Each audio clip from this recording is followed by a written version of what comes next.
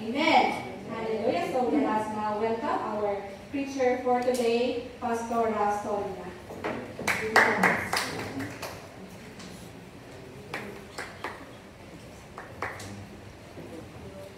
Good afternoon po sa ating lahat. Praise the Lord. Tayo po muna ay manalangin. Panginoon, salamat po Diyos sa buhay ng bawat isa, maging sa salita mo na amin na po pakikinggan at pag-aaralan sa pagkakataon na ito. Dalangin po Diyos na patuloy na mag-usap ka. Banal na Espiritu, salamat din po sa inyong presensya sa pangalan ni Jesus. Amen. Makakaupo na po tayo lahat sa presensya po ng Panginoon. Okay lang po ba yung boses? Okay lang. Yes. Kasi talagang gumaganda po na gumaganda yung aking boses. Praise the Lord. So, simple lamang po yung ating pong pag-aaralan sa pagkakataon na ito. Please open your Bible in the book of Psalm 37, verses 27 to 29. Okay. Sabi po dyan sa Psalm 37, verses 27 to 29, and our text, sabi niya, turn from evil and do good. Talagang umpisa pa lang, which is tunay nga po na alam natin na paggawang masama, hindi po nakakalugod sa Panginoon at hindi rin po yan bagay sa atin. Then sabi niya, turn from evil and do good. Then you will dwell in the land forever. For the Lord loves the just and will not forsake his faithful ones. They will be protected forever, but the offspring of the wicked will be cut off. Nasa verse 28 na ako, verse 29 na. The righteous will inherit the land and dwell in it forever. Okay. So, our topic this afternoon, it is about do good. Do good. Kasi alam po natin na sa paggawa ng mabuti, ni kailanman hindi po tayo mapapahamak. Pag palagi po natin pinipili ang kabutihan at palaging gumagawa ng tama. So in order to turn from evil, you need to do the opposite side, sabi yan. And that is doing good. Of course, we are serving a good God. Mabuting Diyos po ang ating pinaglilingkuran. Kaya nga palaging sinasabi, God is good all the time. All the time. So mabuti ang Diyos na ating pinaglilingkuran. So, one of the moral attributes of God is good, which is tayo rin pong mga tao. Yan. Isa rin po yan sa kinakailangan maging qualities or maging character natin ay ang pagiging mabuti. So, how to do good? Yan po yung ating pag-uusapan. How to do good? Paano ba natin masasabi or mapapatunayan na tayo nga ay gumagawa ng kabutihan? Number one is that helping those who are in need. Of course, pag tayo ay tumutulong sa mga nangangailangan, nagpapatunay lamang na mabuti ang ating ginagawa. Proverbs 19, verse 17. Kaya magbasa tayo sa kanyang salita.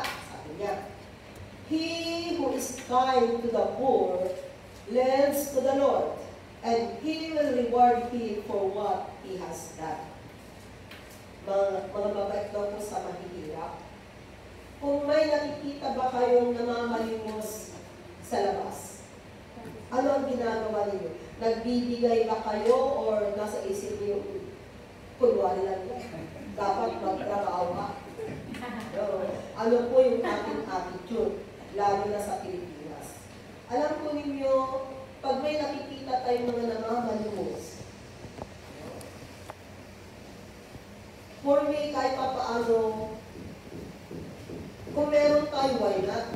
Magbigay ka kahit na konti lang. No?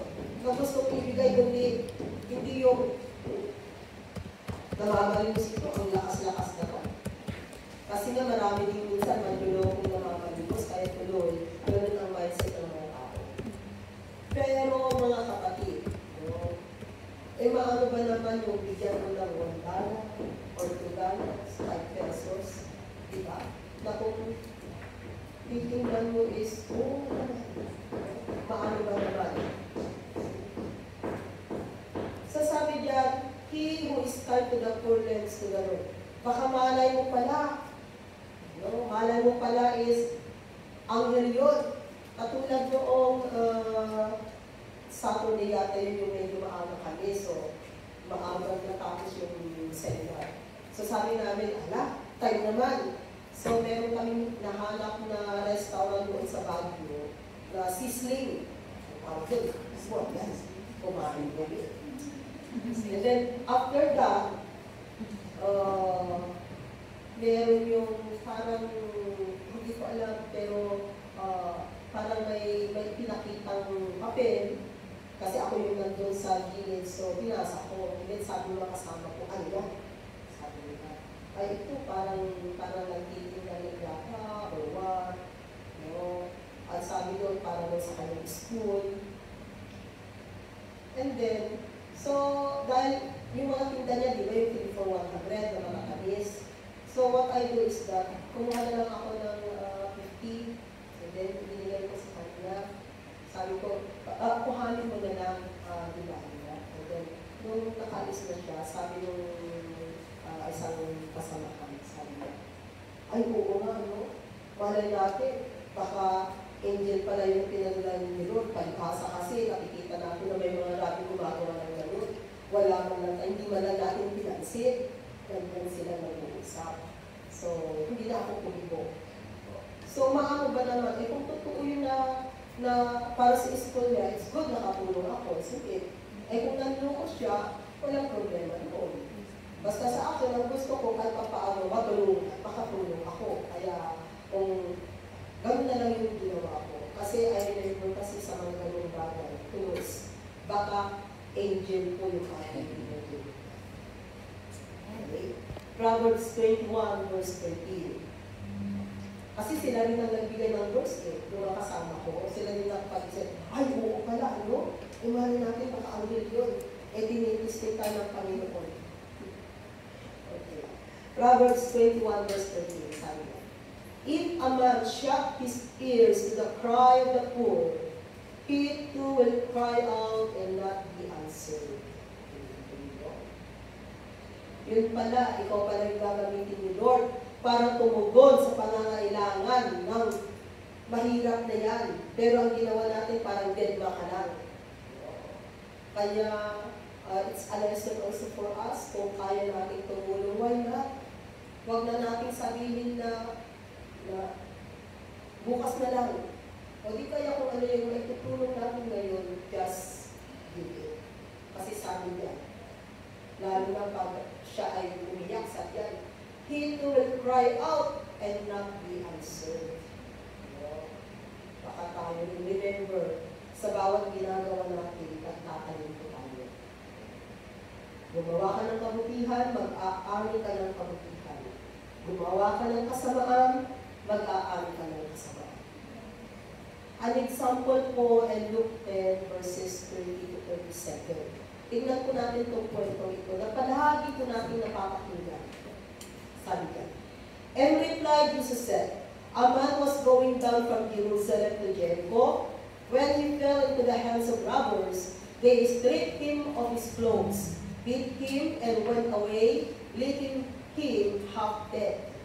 Sa Pilipinas, napakaraming mga estudyante na minsan, diba, katulad ng pamangkin ni Sister Marites, nag-wedding yun, yung bigla na lamang na sinaktan, diba, doon po yung tanong pamangkin. Yung pinsan ni Sister Jenny, na mag-group, pamangkin niya, na estudyante din, na binugbog daw, sinaksak. So, we also need to pray kasi sa mga school ngayon, marami na kasi mga paternity. Medyo what ang mga young people ngayon. No? Kaya they need our prayer. Pag-pray ko natin sila. Okay, next verse, sabi.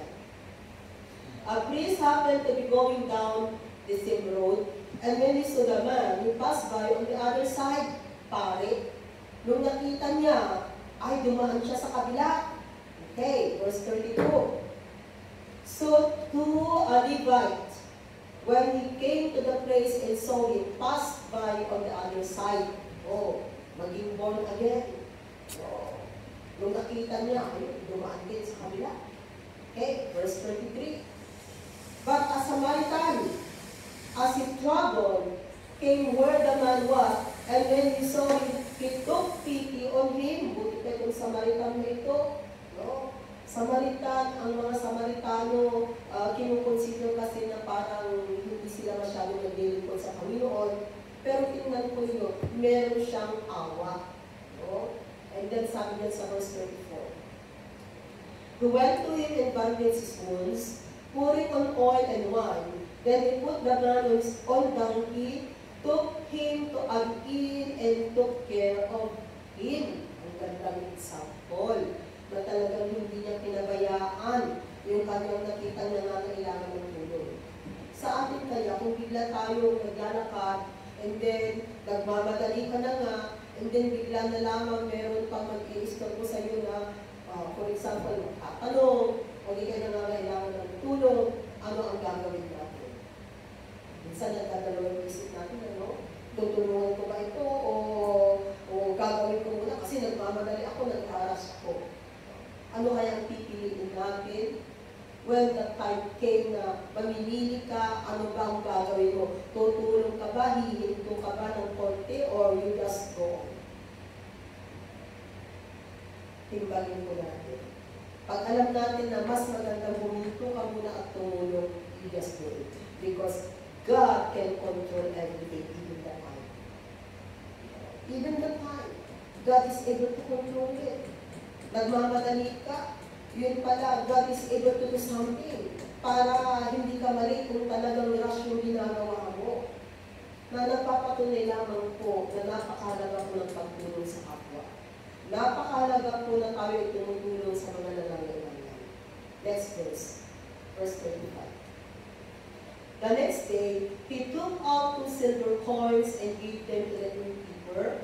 Look after him, he said, and when I return, I will reimburse you for any extra expense you may have. Willing pa siya maging ang kanyang pera. Di ba minsan sa atin, pag naibigay na natin, naitulong na natin ngayon, parang tama na, at least natulungan na kita.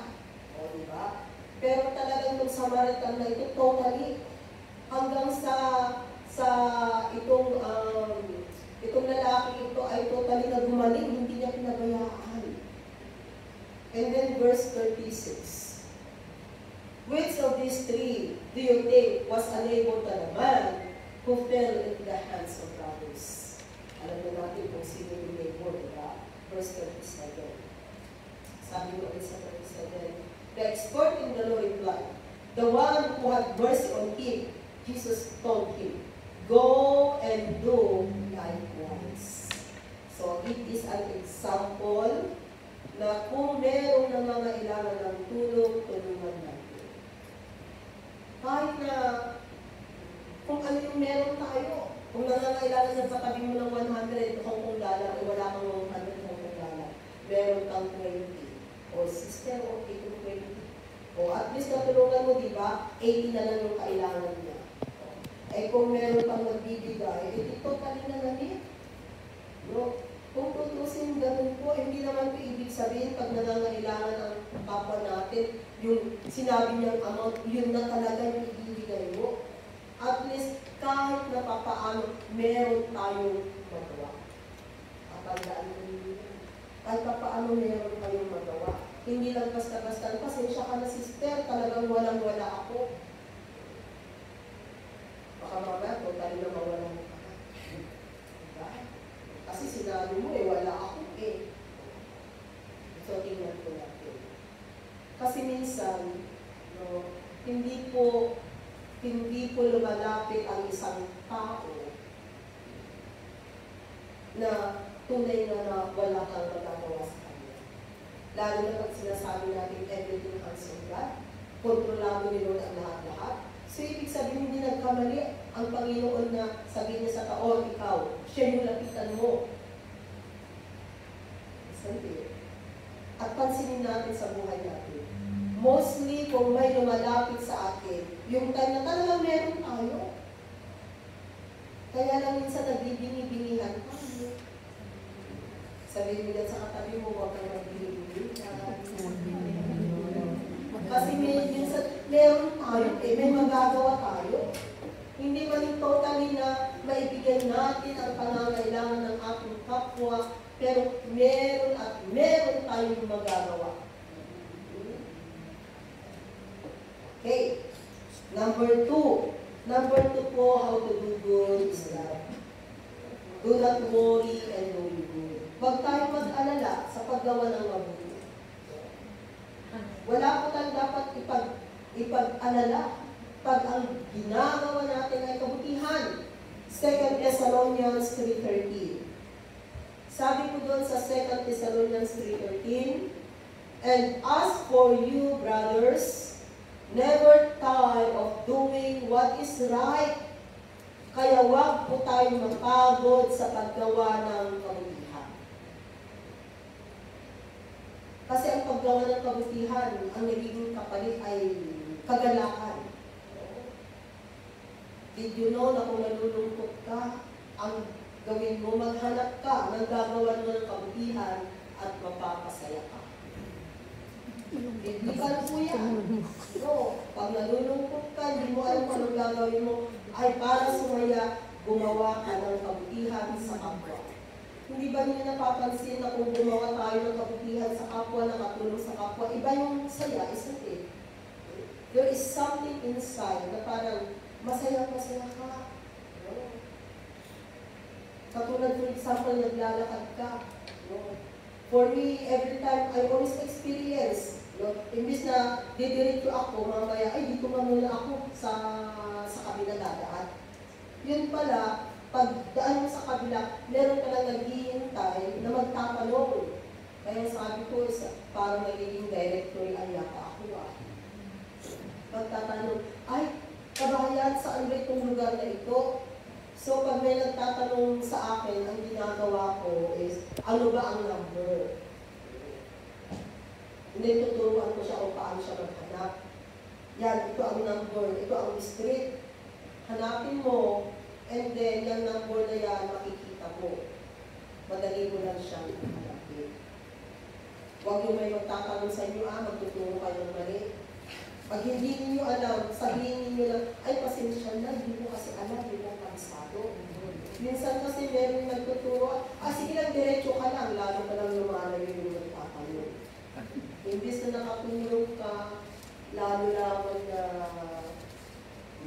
baka mamaya magaling ka sa'yo, pag sa nakalumpay, hindi ko dapat. So, you cannot become a blessing. Galatians 6:9. Sabi, let us not become weary in doing good, for at the proper time we will reap a harvest if we do not give up. Kaya sige lang, gumawa ka lang ng kabutihan, gumawa ka ng tama. Dahil sa lahat ng ginagawa natin, there is called a harvest time. Maaaring this time, nagtatanim ka, sige, tanim lang ng tanim. Bukas, aanin ka. Di ba ang sarap kumani? Biblical po yan. Even literal. Na kung may itinatanim ka, meron kang aanihin. So, ganun din po ang pagtanim ng kabutihan, meron at meron kang aanihin. Okay. Number 3. Number 3 is that do not neglect your opportunity to do good. Do not neglect. Kung may pagkakataon po na gumawa ng tama, just go on. Galatians 6 verse 10. Therefore, as we have opportunity, let us do good to all people. To all people, lahat na po ng tao. Especially, lalong-lalo na, sino? To those who belong to the family of believers. Lalong-lalo na po sa mananampalataya. Pero minsan ang mindset natin, di ba siya believer na? Mas gusto natin tulungan yung hindi mananampalataya. Kasi minsan ang purpose natin, para maakay natin. No? Siya yung pinapakain natin, siya yung nililibre natin. Nakalimutan natin na meron pala tayong kapatid din na kinakailangan tulungan natin ay walang pera. Pero ini-ignore natin, di ba? Pero tingnan po ninyo dyan. Sabi, let us do good to all people, especially. At priority pala natin ang ating mga kapatid. Amen. Sabi niya sa katabi mo, bago ka tumulong sa iba, tulungan mo muna ang kapatid mo. Tumulong sa iba, tulungan mo muna ang kapatid mo. Bago ka tumulong sa iba, kasi especially to those who belong to the family of believers, they are the priority na tutulungan natin. Kasi minsan ang mindset natin, para maakay mo siya, siya na lang yung aking pakakainin. Siya na lang yung ililibre ko, kawawa naman yung kapatid mo na wala pala. Kaya tingnan natin, maging balance sila ng tayo. Okay? Number 4. Number 4 is that, do not withhold good. Pati rin pala minsan yung kabutihan is wini-withhold. Hindi lang pala givings ang wini-withhold. Pati pala yung paggawa ng kabutihan. Kaya sabi, do not withhold good. Proverbs 3 verse 27. Ano ba kasi ang sinabi niya? Sabi niya, do not withhold good from those who deserve it when it is in your power to act. Lalo-lalo na pag ikaw yung may kapangyarihan, tapos may kakayanan ka na maibigay, pero withhold mo siya. For example,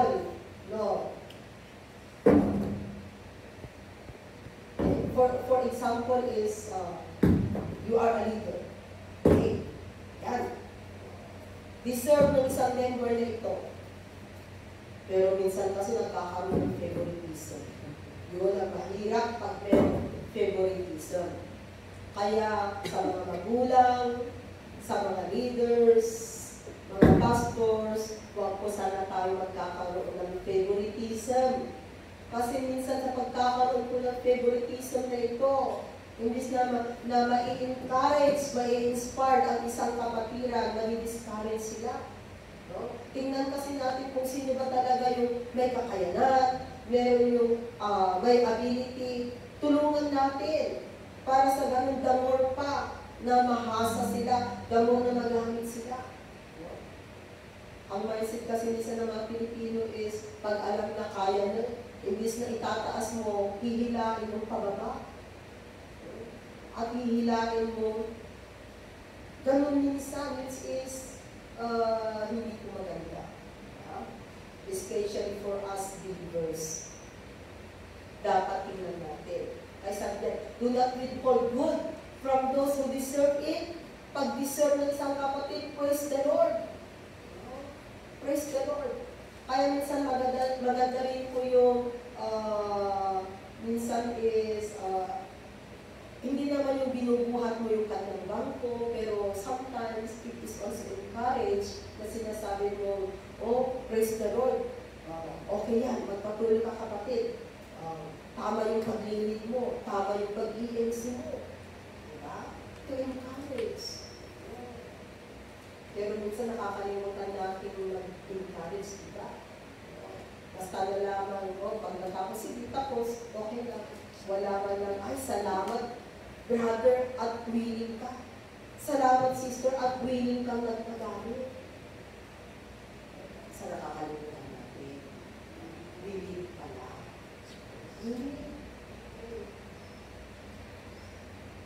Number 5. Number 5 po is that work out for the interest of others. Ito rin. Sa nakakalimutan natin. Ang tinitingnan natin, sarili natin.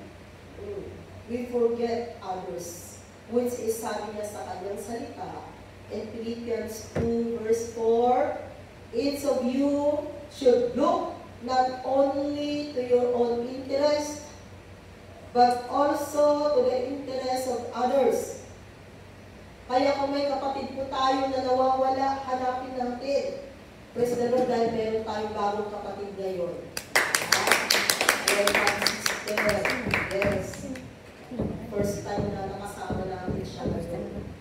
So, sabi diyan, pag yung mga dati natin kasama, pag hindi na natin sila nakikita, sinubukan na ba ninyong kumustahin sila? Hello? Yes, we can ask them. We can text to them. Kumustahin natin sila. Kumusta ka na, sister? At kung kinukumusta nila tayo, huwag naman po tayo magalit.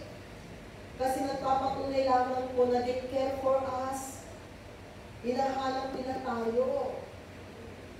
Kaya, kasi sabi niya sa kanyang salita, it's obvious you look not only to your own interest, hindi lamang po yung pansarili natin, kundi even the interest of others.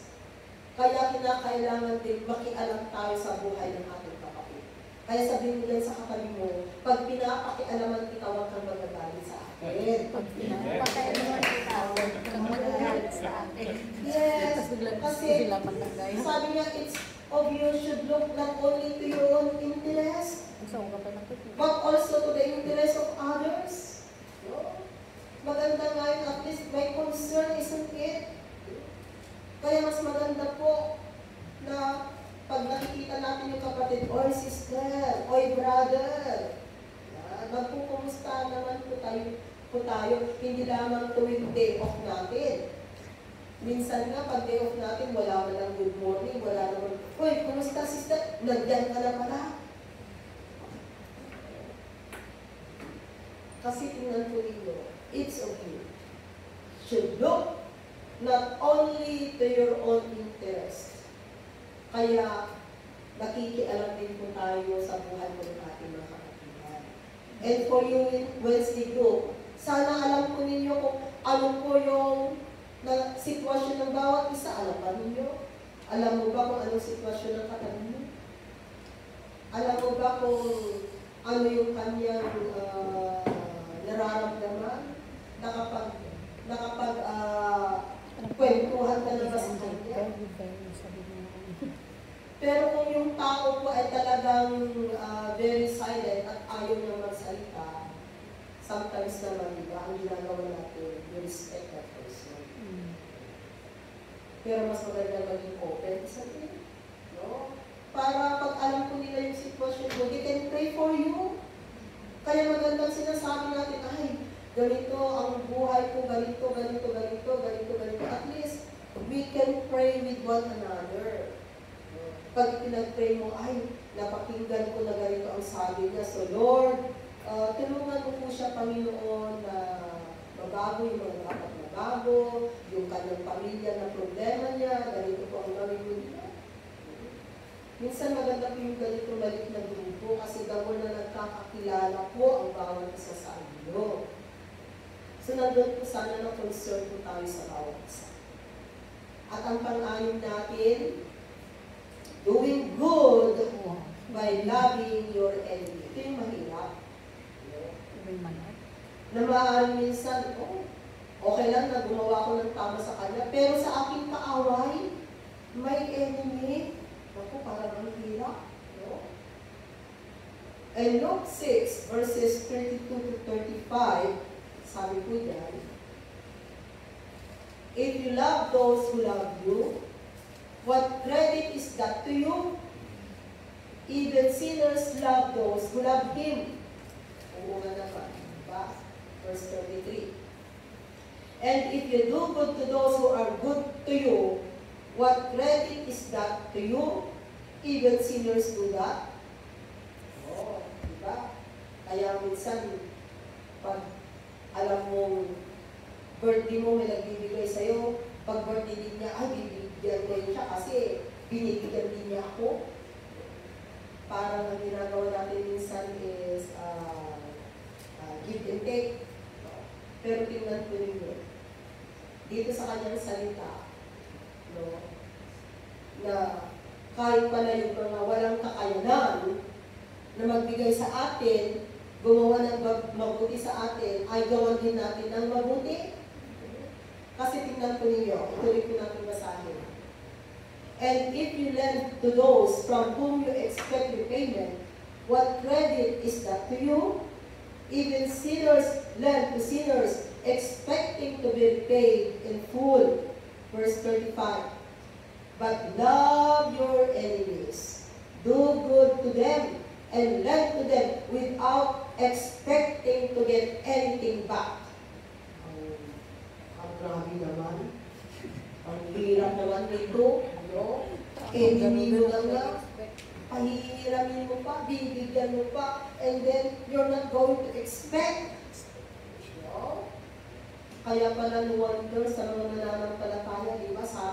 Sabi natin, magpautang ng kayang kalimutan.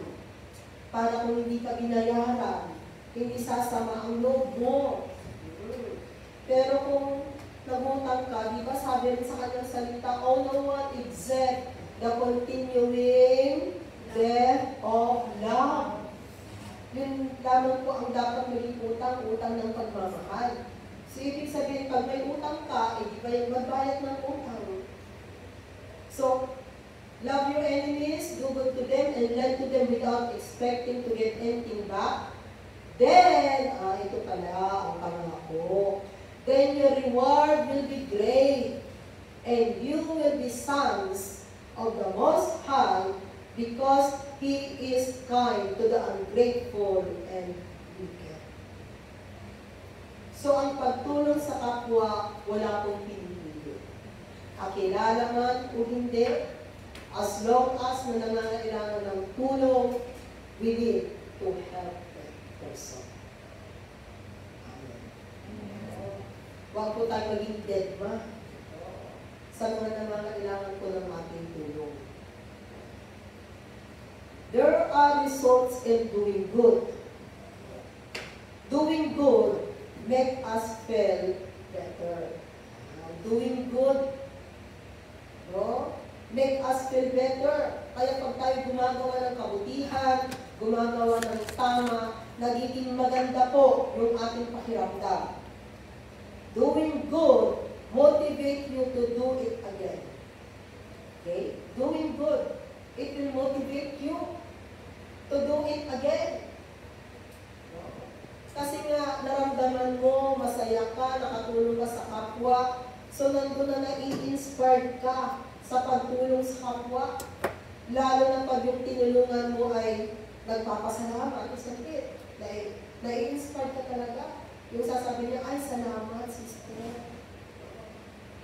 Salamat.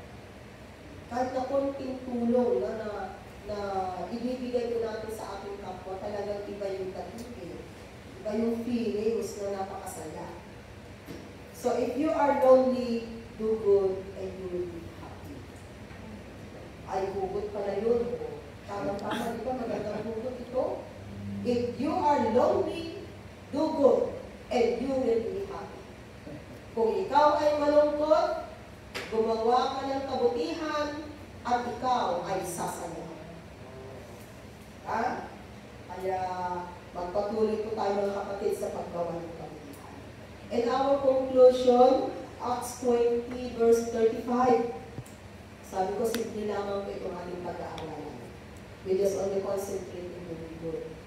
Para pagdating sa kanyang amo, kahit na si amo hindi mo naintindihan ng kanyang ugali, still pa rin, Lord, gagawin ko ang lahat ng ito because of you.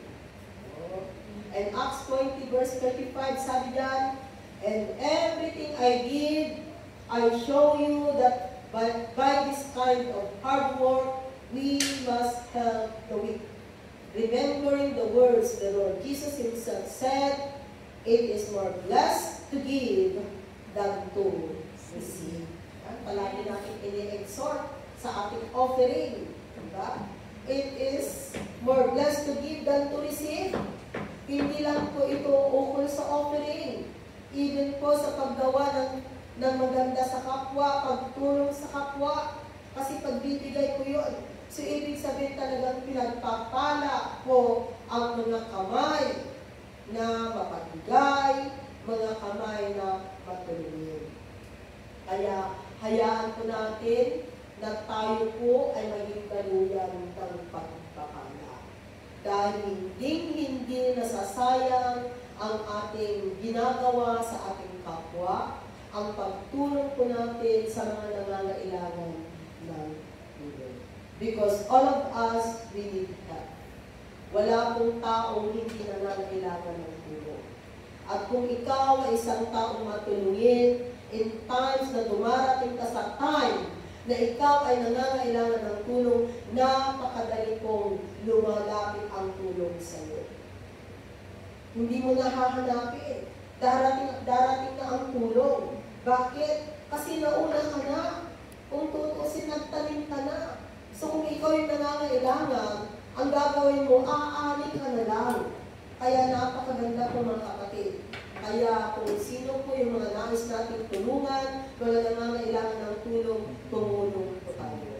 At pagdating po ng takdang panahon, ay aani po at aani tayo because of the good things that we do. Amen. Panginoon, salamat Lord God sa inyong salita. Maikliman po ang aming pinag-aaralan sa pagkakataon na ito. Dalangin po Diyos na hindi po makakalimutan ng aking mga kapatid, sa bawat kapatid na nakinig po ng iyong salita sa hapon na ito, na sa kanilang buhay, Panginoon, ay nandun na pipiliin palagi ang paggawa ng kabutihan. Dahil hindi po nasasayang, Panginoon, ang mga kabutihan na aming ginagawa. Kaya patuloy ka, natulungan mo po kami, turuan Lord, na lumakad ng naaayon sa iyong kagustuhan.